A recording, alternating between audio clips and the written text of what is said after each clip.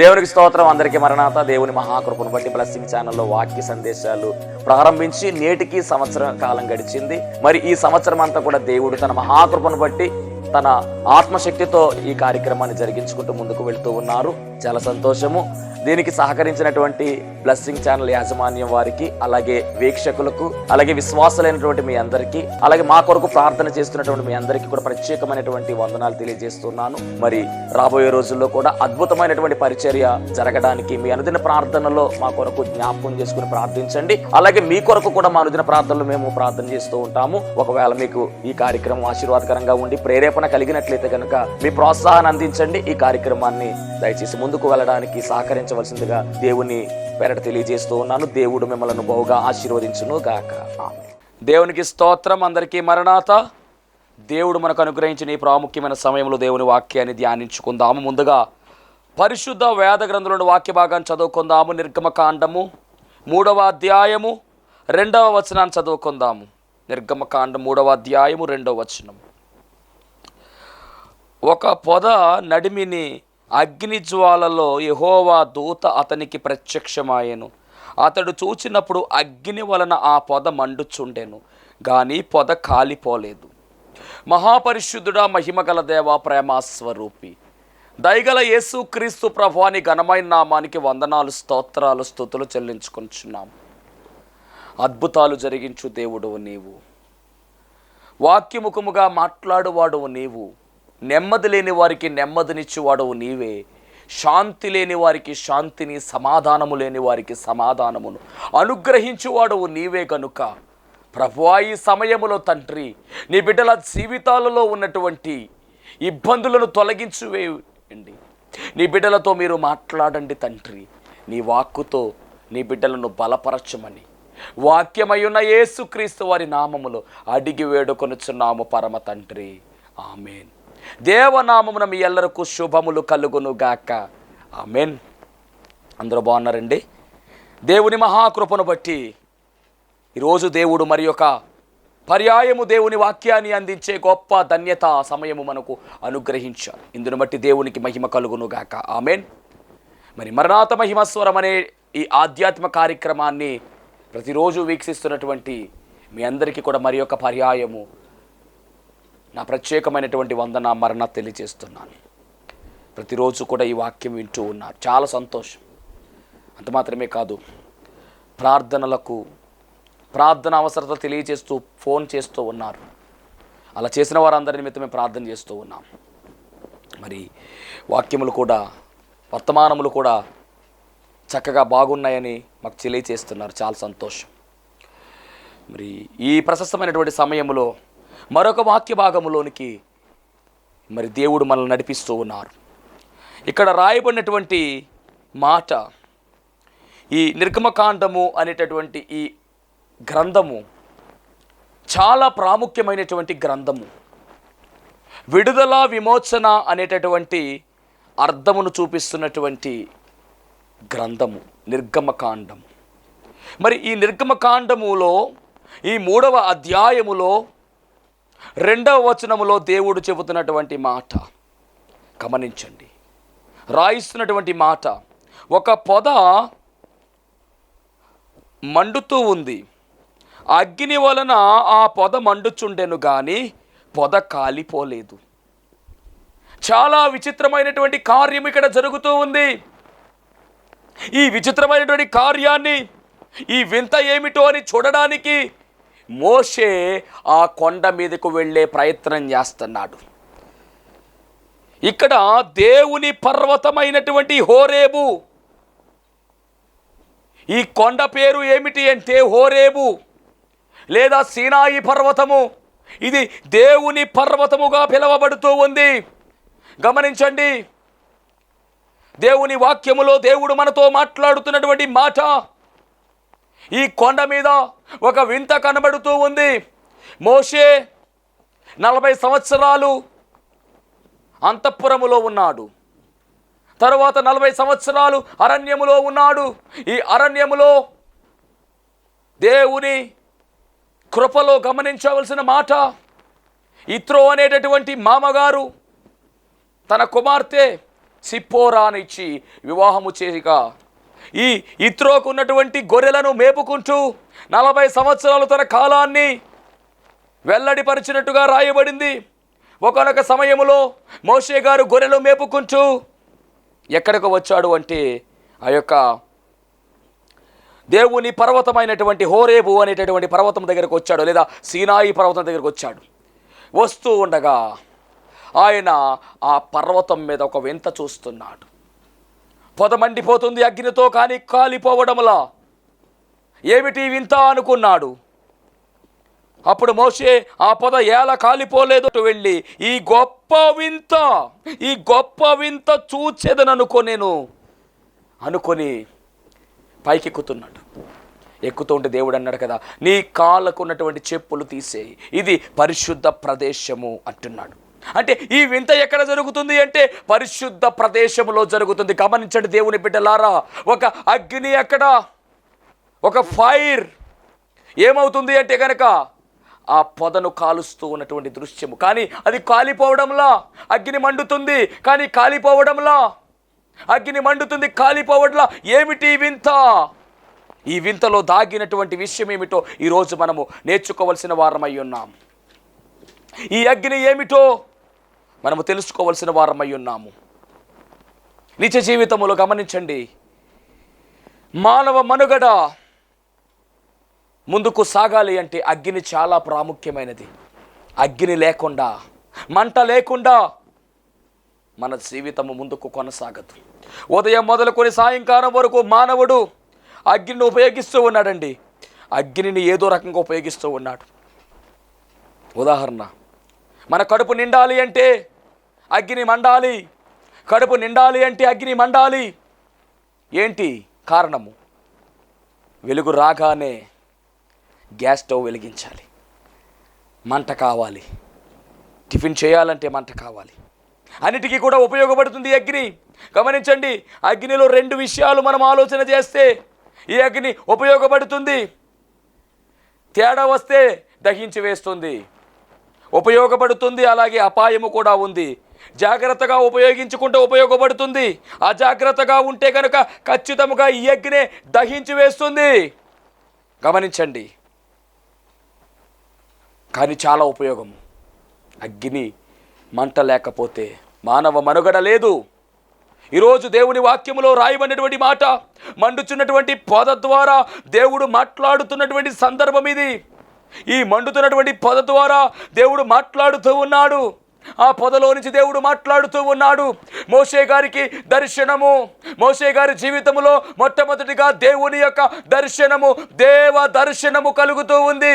ఎలాగా అంటే కనుక ఆ పరిశుద్ధ పర్వతమైనటువంటి హోరేబు కొండ మీద మండుచున్నటువంటి అగ్నిలో నుంచి దేవుడు మాట్లాడుతూ ఉన్నాడు. ఈ మాటలాడినటువంటి ఈ క్రమం ఏదైతే ఉందో ఆనాటి నుంచి మోషే గారి జీవితం అంతా కూడా మారిపోయింది. ఆయన సేవా జీవితానికి ప్రారంభము ఈ అగ్నిలో నుంచి దేవుడు మాట్లాడడమే. ఈ అగ్ని ద్వారా ఆయన సేవ ప్రారంభమైందన్న విషయాన్ని కూడా ఈరోజు మనం గమనించుకోవాలి. దేవుని జనాంగమా, అగ్ని చాలా ప్రాముఖ్యమైనది. మండుచున్నటువంటి పొద ద్వారా ఆయన మాట్లాడుతూ ఉన్నాడు. కానీ పొద కాలిపోవటంలా, ఒక బలమైనటువంటి కార్యము జరగడానికి, ఒక ముఖ్యమైనటువంటి పని ప్రారంభించడానికి దేవుడు ఇస్తున్నటువంటి సూచన ఏమిటి అంటే అగ్నిలో నుంచి మాట్లాడటం. దేవునికి మహిమ కలుగును గాక. ఎందుకు అంటే 40 సంవత్సరాలు అంతఃపురంలో, 40 సంవత్సరాలు అరణ్యంలో, ఇక మిగిలినటువంటి బ్యాలెన్స్ 40 సంవత్సరాలు దేవుని పనిలో వాడబడాలి. ఒక బలమైనటువంటి వెపనగా మోషే ఎన్నికయ్యాడు. ఈ మోషేను నడిపించడానికి దేవుడు మాట్లాడుతున్నాడు అగ్నిలో నుంచి. వింతైనటువంటి అగ్ని ఇది. ఇప్పుడు ఈ అగ్నిలో నుంచి దేవుడు మొట్టమొదటిగా, అప్పటి వరకు మోషేకు దేవుని యొక్క ప్రత్యక్షత లేదు. మొట్టమొదటిగా దేవుడు మాట్లాడుతూ ఉన్నాడు. ఆయన స్వరాన్ని వింటున్నటువంటి మోషే, చూడాలనే ఆశ కలిగినటువంటి మోషే పైకెక్కుతూ ఉన్నాడు. ఎక్కుతూ ఉంటే మొట్టమొదటిగా ఆయన స్వరము మాట్లాడుతూ ఉంది. చూద్దాం ఆ మాట. అప్పుడు దానిని చూచుటకు అతడు ఆ తట్టు వచ్చుట యెహోవా చూచెను. దేవుడు ఆ పొద నడుమ నుండి మోషే మోషే 2 సార్లు 2 పర్యాయాలు దేవుడు మోషేని పిలుస్తున్నాడు. అంటే మోషేను దేవుడు ఆ పొదలో నుంచే పిలుస్తున్నాడు, ఆ మంటలో నుంచే పిలుస్తున్నాడు. ఎందుకు ఈ పిలుపు గమనించారా? అప్పటి వరకు దేవుని యొక్క స్వరాన్ని వినలా మోషే, దేవుని చూడలా, దేవుని యొక్క ప్రణాళిక తెలియదు మోషేకు. గమనించండి, దేవుడు తన ప్రత్యక్షత మోషేకిస్తున్నాడు, తన స్వరంతో మాట్లాడుతున్నాడు. మోషే మోషే అని పిలిచాడు. అందుకు అతడు చిత్తము ప్రభువా.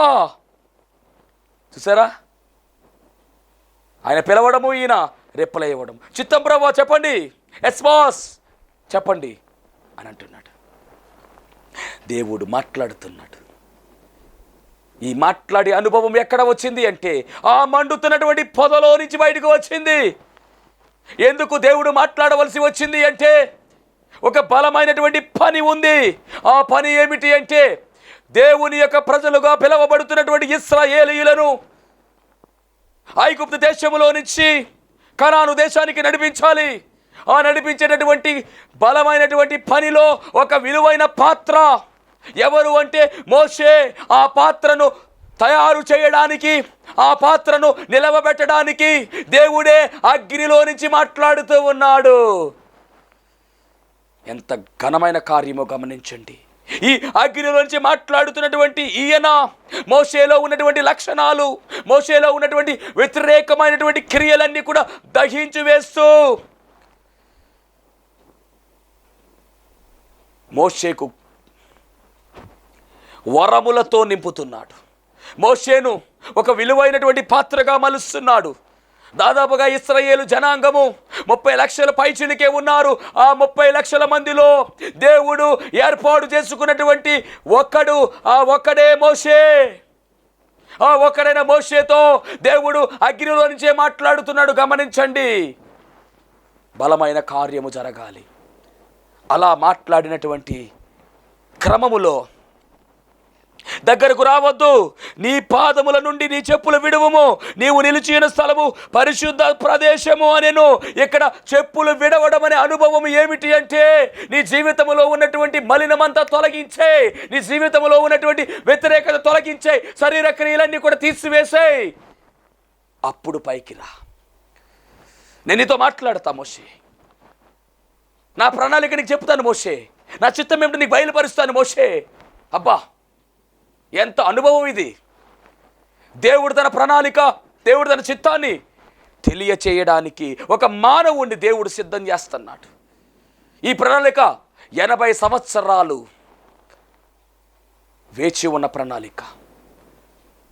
అగ్నిలో నుంచి మాట్లాడుతూ అనుభవాన్ని తెలియచేస్తూ శుద్ధీకరిస్తూ ఉన్నాడు. దేవుడు సిద్ధం చేస్తూ ఉన్నాడు ఈ అగ్నిలో నుంచి. ఇది ఒక అనుభవం. ఈ అగ్నిలో నుంచి మాట్లాడాడు. అంత మాత్రమే కాదండి, తన్ను తాను ఇంట్రడక్షన్ చేసుకుంటున్నాడు. నేను ఎవరినో తెలుసా అన్నట్టుగా చెబుతూ ఉన్నాడు. నీవు నిలిచిన స్థలం పరిశుద్ధ ప్రదేశము అంటే పరిశుద్ధ ప్రదేశములో కూడా అడుగు పెట్టే విధముగా మోషేకు దేవుడు అవకాశం ఇచ్చేశాడు. కారణం ఏమిటి అంటే ఆ అగ్ని మోషేను శుద్ధీకరించింది. అందుకనే ఈ అగ్ని వల్ల ఏమి జరుగుతుంది అంటే ఆ పొద మండుతుంది కానీ కాలిపోవట్లేదు. ఇది మండేటటువంటి అగ్ని, ఇది మండేటటువంటి అగ్ని. అందుకని దహించు అగ్ని అనేటటువంటి నామధేయము కలిగిన వాడు దేవుడు. యెహోవా దహించు అగ్ని వలె వస్తున్నాడు. దేవునికి స్తోత్రం. గమనించండి, మరియు ఆయన నేను నీ తండ్రి దేవుడను, అబ్రహాము దేవుడను, ఇస్సాకు దేవుడను, యాకోబు దేవుడను అని చెప్పగా మోషే తన ముఖమును కప్పుకొని దేవుని వైపు చూడవెరచెను. చూసారా, అగ్నిలో నుంచే దేవుని ప్రణాళిక. నేను ఎవరు అంటే ఆయన పరిచయము. అబ్రహాము దేవుడను, ఇస్సాకు దేవుడను, యాకోబు దేవుడను అని మోషేకు తన్ను తాను ప్రత్యక్షపరుచుకుంటూ ఉన్నాడు. మండుచున్న పొదలో నుంచి, అగ్నిలో నుంచి ఆ తరువాత ఒక పెద్ద ప్రణాళిక చెప్పాడండి. ఆ ప్రణాళిక ఏమిటి అంటే, నా బిడ్డలను విడిపించడానికి నడిపించడానికి నేను వచ్చాను, దిగి వచ్చి ఉన్నాను. నేను చెప్పినట్టు చెయ్యాలి. వారిని విడిపించే క్రమములో నీవు మూల పాత్రగా ఉండాలి. నడిపించే క్రమములో నీవు నాయకుడుగా ఉండాలి.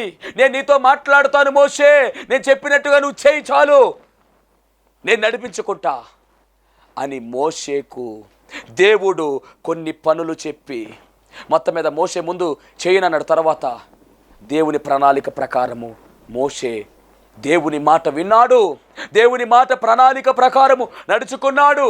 దేవుడు తోడుగా ఉండి మోషేను నడిపించాడు. దేవునికి మహిమ కలుగునుగాక. ఎంత గొప్ప కార్యమో చూడండి. ఇది ఎలా ప్రారంభమయ్యింది? ఇశ్రాయేలు యొక్క రక్షణ కార్యము, ఇశ్రాయేలు యొక్క విడుదల కార్యము, ఇశ్రాయేలు యొక్క ప్రయాణము దేనితో ప్రారంభమయ్యింది అంటే మోషే గారి ద్వారా. మోషే గారితో దేవుడు మాట్లాడడం ద్వారా. ఎలా మాట్లాడాడంటే అగ్ని. చూసారా? ఐగుప్తు దేశము నుంచి కనాను దేశానికి వెళ్ళే క్రమము, దీన్ని నడిపించే నాయకుడు మోషే. అగ్నిలో నుంచి దేవుడు మాట్లాడి పనిని ప్రారంభించాడు. అంటే అగ్ని ఎంత ప్రాముఖ్యమైందో మనకు అర్థమవుతుంది. కానీ ఈ అగ్ని ఎలాంటి అగ్ని అంటే, పొద కాలిపోతుందా? చూడండి ఎంత అద్భుతమైన మాట అది. పొద మండిపోతుంది కానీ కాలిపోవట్లా, అలాంటి అగ్ని. ఇక రెండవదిగా గమనించండి, వారిని విడుదల చేసిన తర్వాత, వారిని విడిపించిన తర్వాత నడిపించే దేవుడు ఎలా ఉన్నాడు అంటే, నిర్గమకాండ 13వ అధ్యాయము 21వ వచనములో రాయబడిన మాట. 13వ అధ్యాయం 21వ వచనం. వారు పగలు రాత్రియు ప్రయాణము చేయునట్లుగా యెహోవా త్రోవలో వారిని నడిపించుటకై పగటి వేళ మేఘ స్తంభములోను, వారికి వెలుగిచ్చుటకై రాత్రి వేళ అగ్ని స్తంభములో ఉండి. ఇప్పుడు ఈ అగ్ని ఎలాగుంది అంటే, రాత్రికాల సమయములో వెలిగిచ్చేటటువంటి స్తంభముగా మారిపోయింది. రాత్రి వేళ కాలములో వెట్ట కలిగించేదిగా మారిపోయింది. చీకటిలో ఉన్నటువంటి వారు ఆశ్చర్యకరమైన వెలుగు చూచిరి అన్నట్లుగా, మరణ ఛాయ కలిగినటువంటి దేశము వెలుగులోనికి వచ్చినట్టుగా యెషయా గ్రంథం 9:2లో రాయబడినటువంటి వచనము ఏదైతే ఉన్నదో ఆ వచన ప్రకారము గమనించాలి. చీకటిలో ఉన్నటువంటి వారిని తన వెలుగుతో నడిపించడానికి అగ్ని స్తంభముగా మారిపోయాడు ఆయన. ఆ అగ్ని స్తంభములో ఆయనే ఉన్నాడు. అంటే మొదలైనటువంటి అగ్ని నడిపించే విధానములో కూడా ఈ అగ్ని ఉందండి. దేవునికి మహిమ కలుగునుగాక. ఈ అగ్ని ఎలాంటిది అంటే, పొద మండిపోతుంది కానీ కాలిపోవట్లా. ఈ అగ్ని ఎలాంటిదంటే పరిశుద్ధమైనది. ఈ అగ్ని ఎలాంటిది అంటే దేవుడు మాట్లాడడానికి ఒక సాధనం, దేవుడు మాట్లాడేటటువంటి ఒక స్థలముగా ఉంది. పొద నడిమిలో నుంచి మాట్లాడాడు ఆయన. ఇప్పుడు ఆ అగ్ని స్తంభము రాత్రి సమయములో వారికి దారిగా మారిపోయింది, వారికి వెలుగుగా మారిపోయింది. ఇక పగలుకి రాత్రికి తేడా లేదు, చక్కగా వెలుగుమయమైతే ఆ వెలుగులో వారు నడుచుకుంటూ వెళ్ళిపోతూ ఉన్నారు. అది అరణ్య ప్రాంతం. అది అయినప్పటికీ అరణ్యములో కూడా దేవుడు అగ్నిలో వెలుగుగా మారిపోయాడు, వెలిగిచ్చాడు ఆయన. ఆ వెలుగులోనే వారు ప్రయాణము చేస్తారు. క్రూరమైనటువంటి జంతువులు రావచ్చు, విషపురుగులు ఉండవచ్చు, కానీ ఏది కూడా వారి దరికి రాకుండా ఈ వెలుగు అనగా అగ్ని స్తంభము వారిని కాపాడేదిగా మారిపోయింది. దేవునికి మహిమ కలుగునుగాక. మొదటిగా అగ్నిలో నుంచి దేవుడు మాట్లాడాడు, ప్రణాళిక తెలియచేశాడు. రెండవదిగా ఈ అగ్ని వారిని కాపాడుతూ ఉంది, వారిని రక్షిస్తూ ఉంది, వారికి కాపుదలిస్తూ ఉంది. వాక్యం ఇట్టిన దైవ జనాంగమా, మన దేవుడు ప్రణాళిక తెలియజేసే దేవుడై ఉన్నాడు. మన దేవుడు నడిపించే దేవుడై ఉన్నాడు, కాపుదలిచ్చే దేవుడై ఉన్నాడు. ఇక మూడవ అనుభవం ఏమిటంటే, ఈ అగ్ని మరొక పర్యాయము వీరు ప్రయాణము చేస్తూ ఉండగా, ఏ అగ్ని అయితే సీనాయి పర్వతం మీదకి దిగి వచ్చి మండుతున్నటువంటి పొదలో దేవునికి కనపడిందో అదే అగ్ని. ఇశ్రాయేలు ప్రయాణం చేస్తూ సీనాయి పర్వతం దగ్గరికి వచ్చారు. వచ్చినప్పుడు వారితో మాట్లాడడానికి ఈ పర్వతం మీదకు దేవుడు దిగి వచ్చినట్టుగా, అగ్ని దిగి వచ్చినట్టుగా రాయబడింది. దేవునికి మహిమ కలుగునుగాక. యెహోవా అగ్నితో సీనాయి పర్వతం మీదకు రావడము.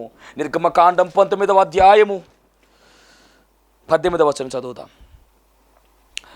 యెహోవా అగ్నితో సీనాయి పర్వతం మీదకి దిగి వచ్చినందున అదంతయు ధూమమయమై ఉండెను. దాని ధూమము కొలిమి ధూమము వలెను. పర్వతమంతయు మిక్కిలి కంపించెను. చూసారా, యెహోవా అగ్నితో సీనాయి పర్వతం మీదకి వచ్చారు. వచ్చినటువంటి ఆయన ఏమి తెలియజేశారు?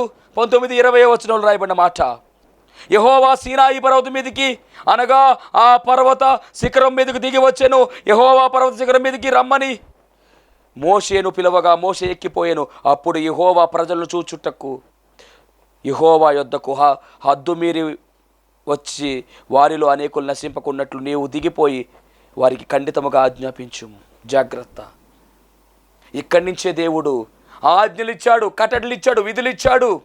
వాటిని ఎలా కొనసాగించాలో చెప్పాడు 20వ అధ్యాయంలో. అంటే ఇప్పుడు దేవుడు ఏం చేస్తున్నాడంటే, దేవుని చిత్తాన్ని తెలియజేసిన దేవుడు, ఇశ్రాయేలు ప్రజలు నడిపించడానికి అగ్నిస్తంభంగా మారిపోయినటువంటి దేవుడు, ఇప్పుడు వారు ఏ విధముగా నడుచుకోవాలో ఆజ్ఞలు కట్టడలు ఇవ్వడానికి అదే సీనాయి పర్వతం మీదకి, పరిశుద్ధ పర్వతముగా పిలువబడినటువంటి పర్వతం అది హోరేబు కొండ లేదా సీనాయి పర్వతము. ఈ పర్వతం మీదకి దిగి వచ్చి ఆజ్ఞలు ఇస్తున్నాడండి దేవుడు, కట్టడలు తెలియజేస్తూ ఉన్నాడు. 20వ అధ్యాయంలో మనం చూస్తాం ఇవన్నీ కూడా. చాలా అద్భుతమైనటువంటి మాట. ప్రజలతో దేవుడు మాట్లాడుతూ ఉన్నాడు. ఆజ్ఞలు కట్టడలు విధులు తెలియజేశాడు దేవుడు. ఇది ఒక రకమైనటువంటి అనుభవం. ఇది 3వ అనుభవము. ఇక 4వ అనుభవం ఏమిటి? దేవుని పరిశుద్ధ గ్రంథములో పరిశీలన చేస్తే ఈ ప్రజలు చక్కగా ఈ ఆజ్ఞలు, ఈ కట్టడలు, ధర్మశాస్త్రము అగ్నిలో నుంచి బయటకు వచ్చింది. ఇది పాత నిబంధనలో అగ్ని ద్వారా దేవుడు జరిగించిన కార్యం. వీరి ప్రయాణం ఎలాంటిది అంటే, ఐగుప్తు నుంచి కనానుకు అగ్ని ద్వారానే వారు వెళ్ళారు. అలాగే పరిశుద్ధ గ్రంథములో నూతన నిబంధనలో కూడా ఒక అగ్ని దిగి వచ్చింది. ఈ అగ్ని ఎలాంటిది అంటే కనుక గమనించండి. పెంతెకోస్తు దినము రోజున అగ్ని జ్వాలల వంటి నాలుకలు విభాగింపబడ్డాయి. అవి ఒక్కొక్కరి మీద వ్రాలగా వారు అన్య భాషలు మాట్లాడసాగిరి. అవును, గమనించండి. దేవుని యొక్క వాక్య భాగంలో రాయబడినటువంటి మాటల ప్రకారము దేవుడిచ్చినటువంటి ఆజ్ఞ ఏమిటి అంటే, నేను వెళ్ళి మీకు ఆదరణకర్తను పంపిస్తాను, కనుక మీరు వాగ్దానం కొరకు కనిపెట్టండి అని దేవుడు చెబితే, ఆ వాగ్దానం కొరకు మేడగదిలో వారందరూ కలిసి ఏకాత్మతో ఎడతెగక ప్రార్థన చేశారు. దాదాపుగా 10 దినములు ప్రార్థన చేశారు. ఆ ప్రార్థనకు ఫలితము అగ్ని దిగి వచ్చింది. పరిశుద్ధాత్ముడు అగ్నిగా వచ్చేశాడు. వారి మీద ఒక్కొక్కరి మీద వ్రాలారు. అంటే పొద ఏ విధంగా కాలిపోలేదు, పొద మండిపోయింది, కాలిపోలేదు. అలాగే వీరు కూడా అగ్నితో మండించబడ్డారు, కానీ కాలిపోలా. ఫైర్. ఈ ఫైర్ ఏమిటి అంటే దేవుని యొక్క పవర్, దేవుని యొక్క ఫైర్, దేవుని యొక్క అగ్ని. శరీర క్రియలు నశింపజేస్తుంది ఈ అగ్ని. దేవుని కొరకు నిలబడేలా చేస్తుంది. మోషేని నిలబెట్టినటువంటి అగ్నే వీరి మీదకి వచ్చింది. ఇప్పుడు వీరి ప్రయాణం ఏమిటంటే, దేవుని సువార్తను పట్టుకుని భూలోకం అనేటటువంటి ఐగుప్తు అనేటువంటి ఈ భూలోకములో నుంచి కనానని పరమ కనాను అయిన పరలోకానికి నడిపించే సాధకులుగా వీరున్నారు. ఎవరు అంటే శిష్యులు. వారి మీదకి దిగి వచ్చింది. 120 మంది కూడుకున్నారు. వారందరినీ కూడా బలమైన సాధకాలుగా దేవుడు వాడుకునే ప్రయత్నములో అగ్నితో వారిని అభిషేకించాడు. ఆ అగ్నితో నింపడినటువంటి వీరు చక్కని ప్రయాణం చేశారండి. అంటే చూసారా, ఈ అగ్ని అనుభవం ఎలాగుందో పరిశుద్ధ గ్రంథంలో. అదే అగ్ని అనుభవం దేవుడు మనకిస్తూ ఉన్నాడు. ఎవరైతే నీటి బాప్తిసం పొందుకుంటారో దేవుడు వారిని అగ్నితో అభిషేకిస్తూ ఉన్నాడు. దాన్నే పరిశుద్ధాత్మ బాప్తిసం అంటారు. ఈ అగ్ని ఇప్పుడు ఎక్కడ ఉంది అంటే ఎక్కడో లేదండి, మన హృదయంలోనే ఉంది. ఎవరైతే యేసుక్రీస్తు ప్రభువుని కలిగి ఉంటారో వారు అగ్ని ద్వారా బాప్తిస్మను పొందుకుంటారు. ఆ అగ్నే పరిశుద్ధాత్ముడు. ఈ అగ్ని లోపలే ఉంది. చాలా జాగ్రత్త. ఉపయోగించుకుంటే బాగానే ఉపయోగపడుతుంది, తేడా వస్తే చాలా తేడా. పరిశుద్ధాత్మ దేవుని మనం దుఃఖపరిచే విధముగా మనం ఉండకూడదు. అగ్ని గురించి చాలా విషయాలు ఉన్నాయి. ఏలియాని అగ్ని రథాలు వచ్చి కొనిపోయాయి. పరిశుద్ధ గ్రంథములో అగ్ని ద్వారా దేవుడు శిక్ష విధించాడు. ట్యాబ్లెట్ రోగాన్ని తగ్గిస్తుంది, అదే ట్యాబ్లెట్ ప్రాణాన్ని కూడా తీసేస్తుంది. జాగ్రత్త. ఎందుకో తెలుసా? ఎక్స్పైర్ అయిపోయింది అనుకోండి, ఒకవేళ ప్రాణం కూడా పోతుంది. మోతాదు ఎక్కువ వేసుకున్న ప్రాణం పోతుంది. అలాగే దేవుని అగ్నితో జాగ్రత్తగా ఉండాలి. దేవుని సన్నిధి ఆయన అగ్ని, జాగ్రత్తగా ఉండాలి. పరిశుద్ధ గ్రంథంలో ఆఖరిలో ఏం జరగబోతుందో తెలుసా? అగ్నిగుండం ఉంది. ఆ అగ్నిగుండములోనికి అబద్ధ ప్రవక్త, అబద్ధ క్రీస్తు, వీళ్ళందరూ కూడా వెళ్ళిపోతారు. మరి మనము నిత్య జీవంలోకి వెళ్ళాలి. ఈ అగ్నిని మనం కలిగి, ఈ ఫైర్ మనం కలిగి బలముగా ముందుకు సాగిపోతూ ఎగిరి మేఘమెక్కే అంతస్తులోనికి దేవుడు మనల్ని నడిపించునుగాక. ఆమేన్. మహాపరిశుద్ధుడ, మహిమగల దేవ, ప్రేమ స్వరూపి, దయగల యేసుక్రీస్తు ప్రభువా, నీ ఘనమైన నామానికి వందనాలు, స్తోత్రాలు, స్తుతులు చెల్లించుకొనిచున్నాం ప్రభువా. ఈ ప్రాముఖ్యమైన సమయంలో తండ్రి, అగ్నిని గురించినటువంటి చరిత్ర మీరు మాతో మాట్లాడి ఉన్నారు దేవా. ఈ వాక్యము ద్వారా నీ బిడ్డల జీవితంలో జరగవలసిన కార్యాలు జరిగించి మహిమ పొందుకోమని దహించు అగ్నిగా ఉన్న యేసుక్రీస్తు వారి నామములో అడిగి వేడుకొనుచున్నాం పరమ తండ్రి. ఆమేన్. అందరికీ మరణాత. దేవునికి స్తోత్రం. అందరికీ వందన మరణాత తెలియజేస్తున్నాను. మరణాత మహిమస్వరం అనే ఆధ్యాత్మిక కార్యక్రమాన్ని వీక్షిస్తున్న మీ అందరికీ కూడా మరొక పర్యాయము ప్రభు పేర వందన మరణాత తెలియజేస్తూ ఉన్నాను. మరి ఈ కార్యక్రమము ఎంతో ఆశీర్వాదంగా ఉందని, ఈ కార్యక్రమం ద్వారా ఎన్నో మేలు పొందుకున్నామని మరి మీరు అందరూ కూడా ఫోన్ కాల్ చేస్తూ ఉన్నారు. చాలా సంతోషము. ఎన్నో అద్భుత ఆశ్చర్యకార్యాలు దేవుడు ఈ కార్యక్రమం ద్వారా జరిగిస్తూ ఉన్నారు. దేవుని నామమునికి మహిమ కలుగునుగాక. మరి మీరు చూస్తున్నటువంటి ఈ యొక్క షెడ్ గురించి గతంలో మీకు చెప్పడం జరిగింది. యజమానుడు మరి దీన్ని బేరం పెట్టారని చెప్పేసి, దీన్ని తీసుకుంటే ఇక్కడ ఆరాధన జరుగుతుంది, లేకపోతే మనం బయటికి వెళ్ళాలనేటువంటి పరిస్థితిని మీకు చెప్పినందుకు చాలామంది మరి సహకరించారు. కొంతమంది మరి అమౌంట్ పంపించడం జరిగింది, అలాగే ప్రార్థన చేయడం జరిగింది. దేవుని మహాకృపను బట్టి పంపించినటువంటి కొంత అమౌంట్ మరి యజమానుడికి కట్టడం జరిగింది. ఇంకా చాలా అమౌంట్ మనము వారికి ఇవ్వాల్సి ఉంది. కనుక మరి ఈ కార్యక్రమాన్ని వీక్షిస్తున్నటువంటి మీకు ఎవరికైనా కనుక ప్రేరేపణ కలిగినట్లయితే కనుక మరి మీ వంతు సహకారాన్ని అందించండి. ఈ దేన సేవకునికి మీ యొక్క సహకారం అందించి ఈ సేవను మరి ముందుకు వెళ్ళేలాగా సహకరించవలసిందిగా ప్రభు పేరు తెలియజేస్తూ ఉన్నాను. మీకు ఎవరికైనా కనుక మరి ప్రేరేపణ కలిగినట్లయితే కనుక స్క్రీన్ మీద కనపడుతున్నటువంటి ఆ నెంబర్కి ఫోన్పే చేయండి, లేదా ఫోన్ చేసినట్లయితే కనుక నేనే స్వయంగా మాట్లాడతాను. మీ సహకారాన్ని అందించండి. ప్రభు పనిలో మీరు కూడా పాలి భాగస్తులు కావాల్సిందిగా ప్రభు పేరు తెలియజేస్తున్నాను. అందరికీ మరణాత.